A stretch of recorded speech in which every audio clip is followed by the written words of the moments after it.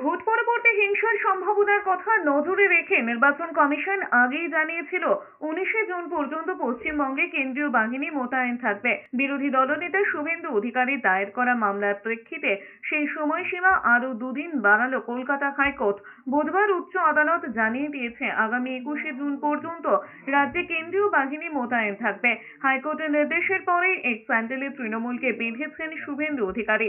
লিখেছেন, মমতা বন্দ্যোপাধ্যায় ও তৃণমূলের আবার মুখ পুরল।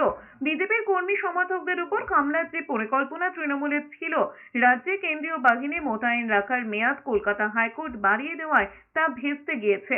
ভোট পরবর্তী হিংসার ঘটনায় আক্রান্তদের নিরাপত্তা চেয়ে সোমবার হাইকোর্টের দ্বারস্থ হয়েছিলেন শুভেন্দু অধিকারী।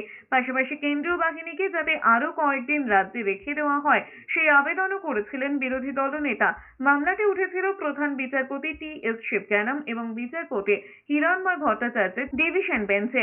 বুধবার ওই মামলার শুনানিতে পশ্চিমবঙ্গে কেন্দ্রীয় বাহিনী মোতায়েন রাখার সময়সীমা বৃদ্ধির পাশাপাশি ভোট পরবর্তী হিংসা পরিস্থিতির মোকাবিলা রাজ্য পুলিশ কি পদক্ষেপ করেছে তাও জানতে চেয়েছে কোর্ট। 14 জুনের মধ্যে সেই রিপোর্ট দিতে বলা হয়েছে।